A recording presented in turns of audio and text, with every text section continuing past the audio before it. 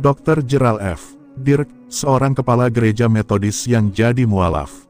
Kenangan di awal masa kecil saya adalah mendengar suara lonceng gereja sebagai panggilan misa pada hari Minggu pagi, di sebuah kota kecil dan terpencil tempat saya dibesarkan. Gereja Metodis itu sudah tua, bangunannya terbuat dari kayu, dilengkapi dengan menara yang di atasnya terdapat lonceng gereja. Jaraknya cuma 2 blok dari rumah saya. Ketika lonceng gereja berbunyi, kami sekeluarga berangkat ke gereja untuk mengikuti misa setiap hari Minggu pagi. Dr. Gerald F. Dirk mengenang kembali masa kecilnya, mengawali kisahnya sebelum menjadi seorang Muslim. Di tahun 1950-an, gereja menjadi pusat kehidupan warga di kota-kota terpencil. Sejak kecil sampai kelas 8, Dirk rutin mengikuti sekolah Alkitab yang diselenggarakan setiap bulan Juni, selama 2 minggu.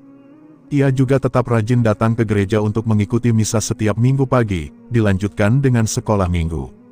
Dirk kecil mengumpulkan banyak pin sebagai tanda kerajinannya hadir setiap minggu dan mendapat sejumlah penghargaan karena mampu menghafal isi Alkitab.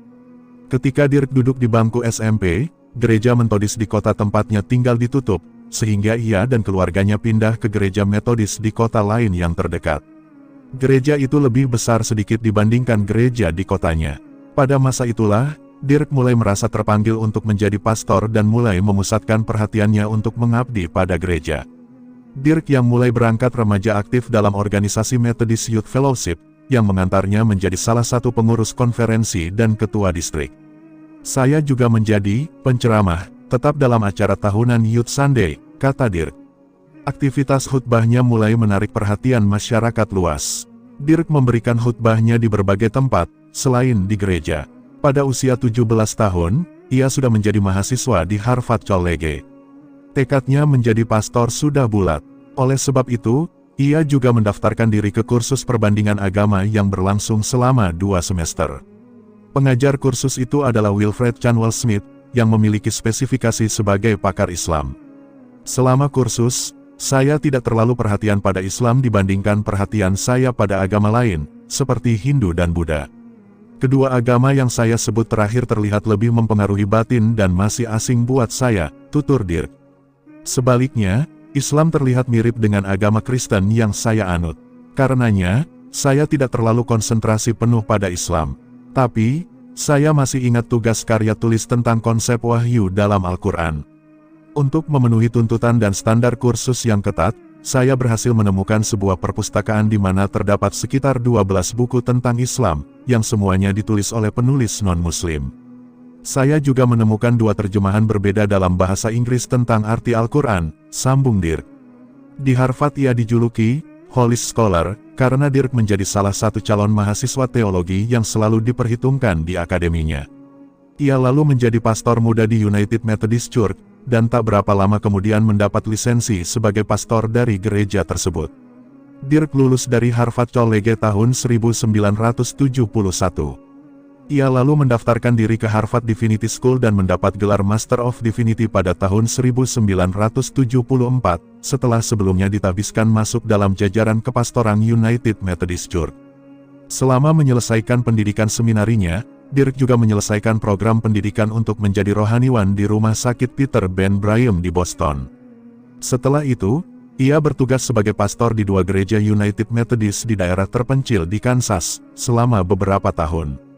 Menerima Islam, Dirk mulai berminat pada Islam setelah ia berkenalan dan berinteraksi dengan sejumlah orang Arab Amerika yang kebetulan Muslim, untuk keperluan menerjemahkan dokumen-dokumen bahasa Arab, karena pada saat itu Dirk dan istrinya sedang melakukan riset tentang sejarah kuda Arab. Kontak pertamanya adalah seorang Muslim bernama Jamal pada suatu musim panas di tahun 1991. Untuk membantu menerjemahkan dokumen berbahasa Arab, Jamal datang ke rumah Dirk. Sore hari, ketika akan pulang, Jamal meminta izin menggunakan kamar mandi di rumah Dirk untuk berwudu karena sudah tiba waktu salat.